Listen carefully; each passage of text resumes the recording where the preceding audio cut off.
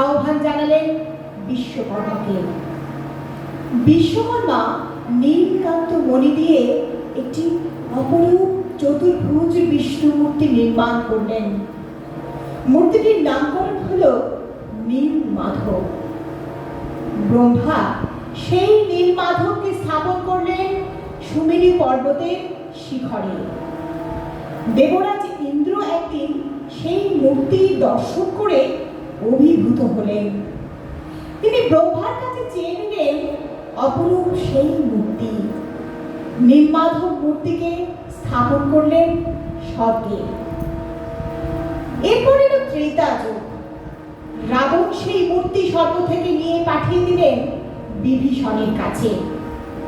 দ্বাপর যুগে সেই মূর্তি পৌঁছেছিল দ্বারকাতে। কিন্তু শ্রীকৃষ্ণ যখন লীলা সম্বরণ করলেন এবং সমুদ্র যখন দ্বারকা গ্রাস করল, তখন নীলমাধব বিলীন হয়ে গিয়েছিলেন সেই সমুদ্রের জলে। অবশেষে কলিযুগে সমুদ্র নিজেই নীলমাধবকে প্রতিষ্ঠা করে নীলগিরি পর্বতের শিখরে এক গুহা মন্দিরে।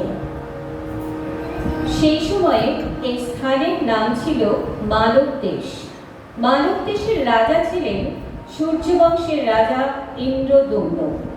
তিনি ছিলেন ভগবান বিষ্ণুর পরম উপাসক।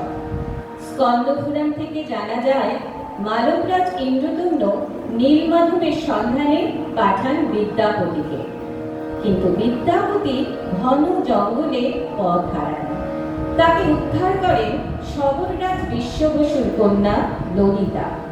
বিশ্ববসুর গৃহে থাকাকালীন পুরোহিত বিদ্যাপতি জানতে পারেন নিকটবর্তী গুহায় নীলমাধব পূজিত হন।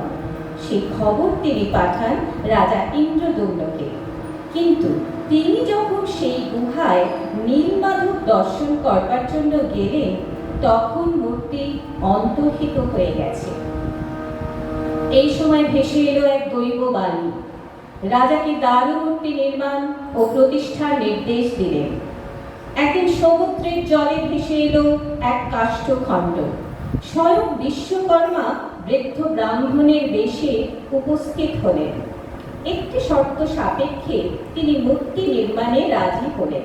শর্ত ছিল, বিগ্রহ তৈরি না হওয়া পর্যন্ত মন্দিরের প্রধান দ্বার বন্ধ থাকবে।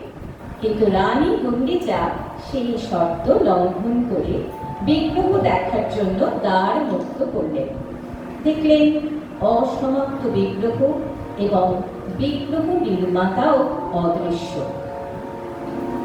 রাজা ইন্দ্রদম্ন ভগবান বিষ্ণুর স্বপ্নাদেশ পেলেন যে তিনি এই অসমাপ্ত মূর্তিতেই পূজিত হবেন, আর চিরকাল এই পূজার ভার থাকবে ভক্ত শ্রেষ্ঠ বিদ্যাপতির বংশধরদের ওপর, এবং চিরকাল তাঁর সেবায় ব্রতী থাকবে সবর রাজা বিশ্ববসুর বংশধরেরা।